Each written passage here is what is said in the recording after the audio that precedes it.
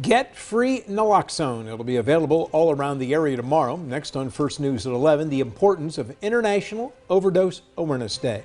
Also a silver celebration for one of our own. In 15 minutes, we'll look back at Paul Wetzel's 25 years of doing weather. And one isolated shower still showing up on Storm Team 27 Viper radar. I'll show you if they are done for the night after this one coming up. It changed me for the better. So if something good comes out of this, I'm a different person. Also, my interview with Bob Hannon about his near-death experience and what he learned on his way to survival. Investigative, in-depth, local coverage starts now. This is WKBN 27 First News at 11. Hello, I'm Stan Boney. I'm Lindsay Watson. Tomorrow is Ohio Overdose Awareness Day, and Governor Mike DeWine has ordered flags flown at half-staff. The most recent overdose death numbers in Trumbull County show that awareness is needed, even more so this year because overdose deaths are worse than ever. Overdose awareness, it's our top story tonight at 11. Now, here are the most recent overdose deaths in Trumbull County as of May the 11th. The 51 so far this year include both confirmed and potential overdose deaths. 51 was close to last year and 2019, but was well ahead of the record-breaking year of 2017. Ohio has also launched a new website to help out. It's naloxone.ohio.gov. It simplifies the process to get the free life-saving overdose reversal drug naloxone. Tomorrow in Trumbull County, the Mental Health and Recovery Board will be giving out 500 free naloxone kits at 9 different locations. Many people are using just to get by, or they're self-medicating. So you just, like I said, you don't know where at any time you can have a family member, a friend, or a loved one who you can help out. Here are the locations in Trumbull County where the free naloxone can be picked up tomorrow. The numbers on the right are the times they'll be available. There's a candlelight vigil tomorrow on Courthouse Square at 6 p.m. in Warren, after which naloxone will be available. At the bottom there, you can also see it'll be given away in Lisbon and in Sharon. Well, we fought the clouds, a little rain for a while today, but then all of a sudden it got nice. And by late afternoon, you needed the sunglasses, but will we need them again tomorrow? Here's Chief Meteorologist Paul Wetzel. That's right. You talk about don't put them away, don't put them away. It's not only tomorrow, but through a big part of the rest of the week. And if you're missing some of that summer heat, it returns with my 7-day forecast, too, just in time for the fairs to get underway. Right now outside, though, we're still dealing with one lone isolated shower, a very light one, and that's up in the northeastern Mercer County. This is just north of Sandy Lake and Stoneboro. Of course, Stoneboro Fair getting underway into tomorrow. It looks like this one is missing it, heading into the northeast corner of Mercer County. So just a tiny chance of one of those sprinkles or isolated showers here over the next couple of hours as the disturbance moves through. Temperatures in the mid to upper 60s. Otherwise, a very quiet night expected.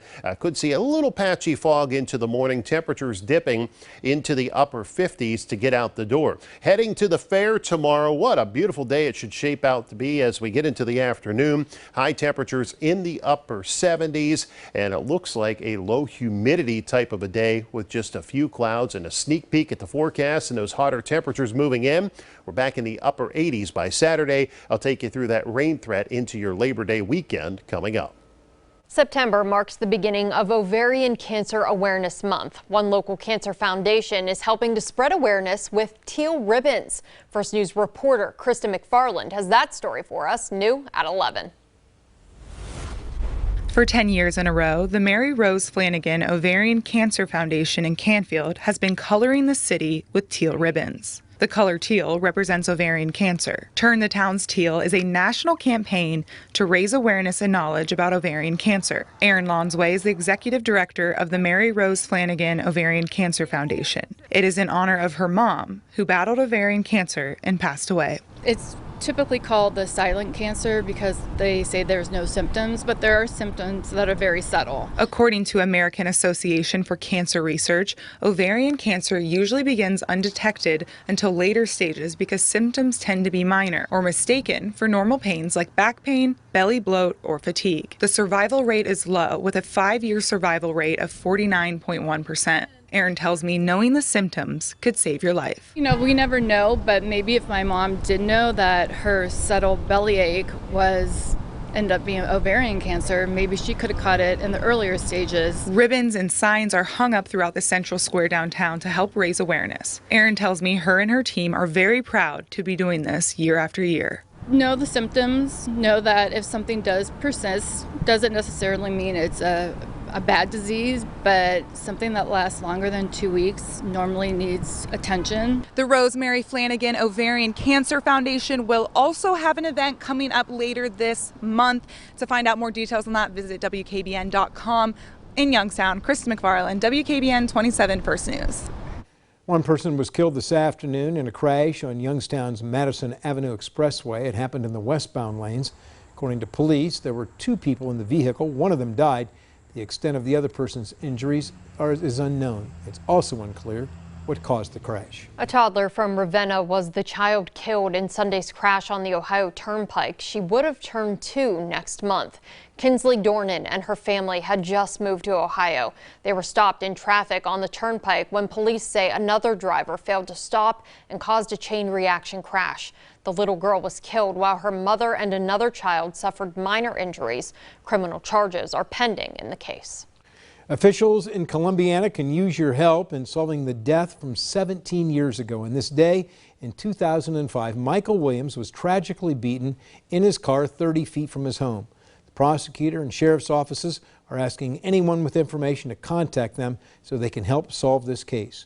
In a Facebook post, the county prosecutor's office said their thoughts and prayers are with the family. Well, you know him as the face of the local United Way, but tonight Bob Hannon talks about his recent health struggles with First News. He talks about what's wrong, what he's learned, and where he goes from here. You report it, 27 investigates. Download the WKBN 27 mobile app and tap Report It. Watching out for you and your community. This is WKBN 27 First News. Bob Hannon has had several careers: sportscaster, play-by-play man, nonprofit president. But this summer he stared death in the face, beat it, and now says it changed him. Just walking downhill into his United Way offices in Youngstown, Bob Hannon gets tired. The loss of weight makes me weak and fatigued. Right. Hannon's ordeal began June 11th after a round of golf. And within a couple minutes, I felt like my stomach was on fire. I actually went down into a fetal position. From a leather chair in a conference room, Hannon talked about what came next, how doctors say it started with diverticulitis, which Hannon never knew he had. You saw it ruptured your bowel, perforated your bowel, and you got major infection in your stomach. Ask anyone about this year's race in the TAC. For 20 years, Bob Hannon was WYTV sports anchor, interviewing coaches like Jim Tressel. So here come the captains out on the field. He's been the voice of YSU football for 33 years. I think the community saw United Way as a leader during the pandemic. And has spent the past 14 years as president of the United Way. A month after his bowel ruptured, Hannon had surgery at the Cleveland Clinic. I think had I not had surgery on July 11th and delayed it another couple weeks, I potentially could have put myself in position not to make it. Bob Hannon, age 62, a picture of health 3 months ago, has lost 38 pounds. His clothes don't fit, his voice is weak, and he's wearing an ostomy bag. But he's changed. No more stressing over the little things. I'm telling you, it's changed me. It changed me for the better. So if something good comes out of this, I'm a different person. And I got to remember that. If I ever take my health for granted again, I hope somebody punches me in the face. In October, Hannon will undergo another surgery to get rid of the ostomy bag, after which his doctor says he should be okay. He will continue running the United Way and plans to call every YSU football game. But I love it, Stan, and I feel mentally it will help me. It'll help me to do the games. It'll help me to get out. It'll help me to be part of it. And I love it. I enjoy it. Bob Hannon said he's getting better every day, and even though his goal is to not miss any of his YSU football games, he realizes it's a goal he may not attain. If he can't make it, he says he'll step aside and let someone else fill in for now. Tonight, we're celebrating a very special silver anniversary here at WKBN. Paul Wetzel's been at it for 25 years. We'll hear more from some of the people who've worked with him. And some great weather moving our way just in time to get the county fairs going in Mahoning County, as well as the Stoneboro Fair up in Mercer County. I'll take you into your Labor Day weekend with any threat of rain coming up.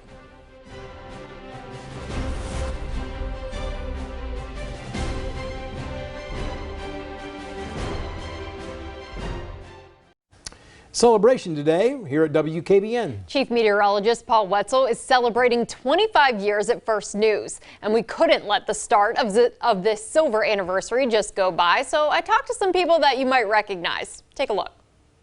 Is our new weekend meteorologist, Paul Wetzel. Paul comes to us from Mississippi, but he is a native of nearby Lisbon. Paul, welcome back home. Well, thank you. It's great to be back home. For 25 years, Paul Wetzel has been forecasting the Valley's weather, moving up the ranks from weekend forecaster to WKBN's chief meteorologist. This is video of his first on-air forecast here at Channel 27 in 1998. 1 degree for a low. And by tomorrow, 83 a warm. Two men Paul idolized in his early days at the station and to this day. Broadcasting legends Don Guthrie and Rich Morgan. Paul was just natural. When felt like this is the guy we need.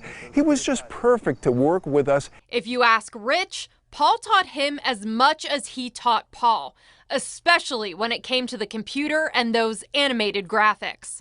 Well, I didn't know computers, so thankfully, Paul was working weekends, but he would come in during the week.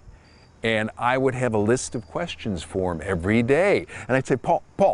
One thing we all know and love about our chief, Paul is always willing to share his love and knowledge of weather forecasting, giving tours around the station and fulfilling wishes. Why did you choose us? He's inspired so many future meteorologists, many that have interned under him and now work here today. Ryan Halicki considers Paul a dear friend and mentor. In addition to, the friendship that we have there, it's just a respect that I have for him, that it's so cool getting to work with someone who, I remember watching when I was young as well. When you tune into our severe weather coverage and these two are on the screen, they don't miss a beat, oftentimes finishing each other's sentences. Just mumble something and already, I know what it is that he's looking for. He knows what it is that I'm looking for. That comes with, working alongside someone so closely. Whether he knows it or not, so many of us here at Channel 27 look up to Paul. His expertise, passion, and love of the Valley shines every time he's on the screen. He's dedicated to giving you a forecast that means something. Paul is a farmer, a real farmer. So when he gives a weather forecast, he's very concerned about how it works hour to hour. His forecasts mean, more than just a job giving you the forecast and helping you plan your day. He relies on those forecasts for himself to plan his day and his time when he's not here taking care of the cows. Congratulations. Thank you so much. I appreciate it. And Lindsay surprised me with this. You guys were talking about this at 10 o'clock, and thank you so much. I really appreciate it. And of course, I couldn't do it without the viewers being in here. Going into my 25th year here, I've been reflecting back a little bit, and one thing about working long at a job, I have been blessed of having great people around me, and of course Dawn and Rich, thank you too. I've learned so much from them, but also it continues on, and that's the great thing about WKBN here. Everyone kind of coaching each other, moving each other along, and I'm very happy to be here, and I hope to be here a lot longer as well, that's for sure. So thank you so much, and again, As far as the weather goes, it's been entertaining for 25 years. I was thinking about that today, too, of all the different storms that have moved through from time to time. And at some point, it just becomes a big blur. And Stan, I'm sure you remember this as well. It's just, never a dull moment. You can't, you try to pinpoint them and put them together through the years. But one thing about it is it's always entertaining weather-wise here. And that's one of the reasons I love forecasting in this region. And of course, it's home, and I plan on staying here for sure. And tonight is no different. Always a challenge in our weather forecast, right? Well, it's been a beautiful night so far. We've had some isolated showers trying to sneak back in across our region. And as far as that risk goes, it's very, very low for the rest of the overnight. 70 degrees, that's where the temperature sits right now. The wind was a little gusty this evening, but that has now settled down out of the southwest at 7 miles per hour. Dew point temperature dropping, and you probably noticed that this afternoon. Those dew point temperatures continue to drop off to our west and northwest, and that will feed in through the region into tomorrow. In fact, for a big part of the rest of the week, making it feel pleasant just in time to get those fairs underway. Temperatures anywhere from the upper 60s to around 70 degrees right now. I do look for lows tonight to dip back into the upper 50s by early tomorrow morning. Right now, Storm Team 27 Viper radar is scanning clear. There was one isolated shower that was up into Mercer County. That has now moved on, and I don't expect a whole lot more tonight. High pressure trying to build in, but we have one more disturbance that's going to round the western Great Lakes as we get into tomorrow evening and night. That'll shift the winds enough with the cold air. It'll keep a small chance of an isolated shower in the forecast into tomorrow evening, mainly up across the snow belt. So getting out the door tomorrow morning, some clouds around, maybe some patchy fog to start your day. The risk of these isolated showers will be wrapping up for us, and we'll break out into some sunshine going into a midday tomorrow into into the early afternoon. Temperatures in the mid-70s at lunchtime, and then they keep climbing back through the upper 70s tomorrow afternoon. But as that second trough pivots on through here, later tomorrow evening into tomorrow night, we'll see some clouds try to sneak back in. But most of this looks like it's going to try to stay across the northern snow belt. So I'm just going to leave a very tiny chance of a sprinkle or an isolated shower up north through tomorrow evening. It's also going to battle a lot of dry air. Overall, just about perfect weather here on into Thursday. Could see some patchy fog in the morning. Other than that, mainly sunny skies expected on through the day, and we'll get those temperatures right back into the upper 70s. Close to 80 degrees. In fact, they just keep climbing each day through the end of the week, and we'll be in the upper 80s by the time we get into Saturday. So the rest of tonight, 58. A few clouds, isolated showers sprinkle into the early morning hours. I don't expect a whole lot. Tomorrow does become breezy. So we had some gusts today, close to 30 miles per hour. I wouldn't be surprised if we get one in a 25 to 30 mile per hour range, especially tomorrow afternoon. 79 is your high temperature. And then into Thursday and Friday, mainly sunny skies. We'll be back in the mid 80s by Friday, upper 80s on Saturday. But by the time we get into Saturday evening and night, the chance of an isolated shower or storm does sneak back in, and that small risk will stick around on Sunday in the mid 80s and humid. Your Labor Day, pretty warm. Any risk of showers very small to start next week, and then we cool off and right back into a dry stretch into the middle of next week. The Guardians host Baltimore, and Ohio State's coach discusses opening day with Notre Dame. Plus, a former Valley football standout gets cut as NFL teams trim their roster for the regular season. Chad's up next with sports.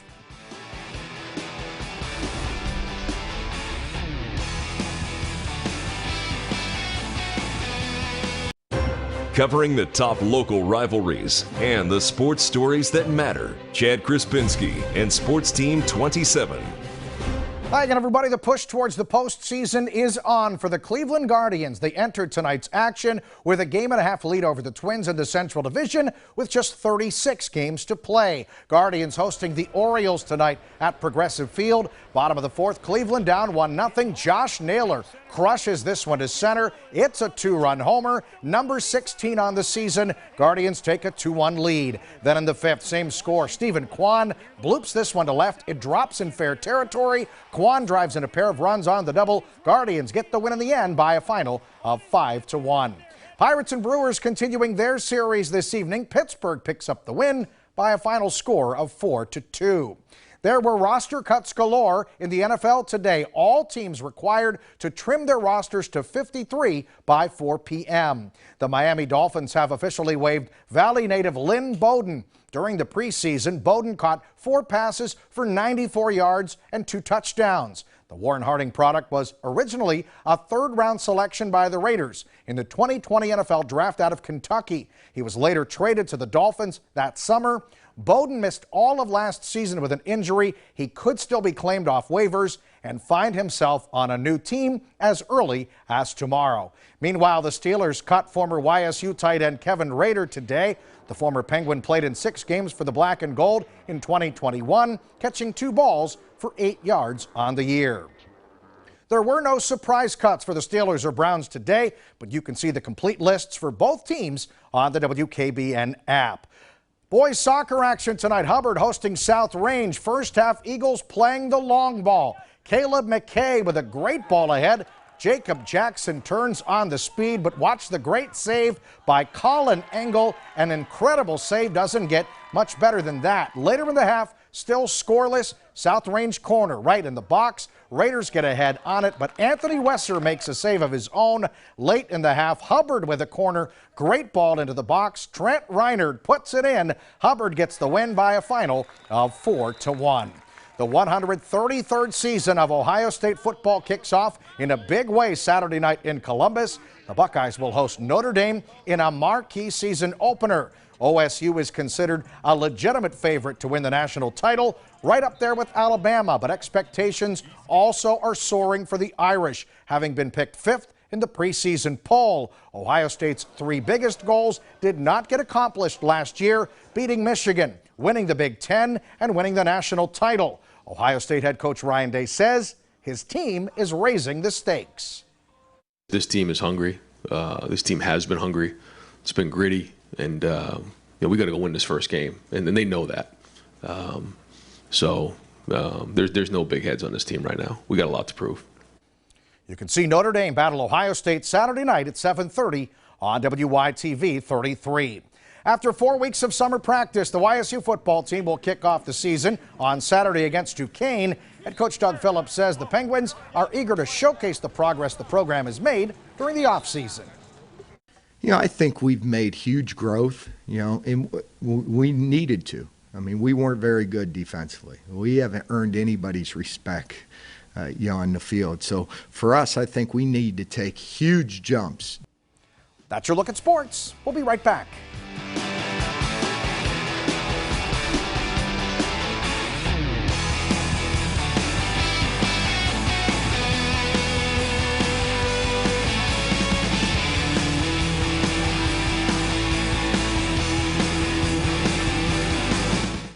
Nice run of weather coming our way, right? Oh, we are due some of this lower humidity. A nice run of weather going our way as the week goes on. Tomorrow, 79. Look for some sunshine around, a few passing clouds, yes. Mostly sunny Thursday and Friday. And then we'll warm back up to get your weekend going. Upper 80s on Saturday. Small chance of a shower or storm returning into Saturday night and Sunday. Thanks for joining us here for WKBN 27 First News at 11. We'll see you right back here tomorrow. Good night, everyone. Good night.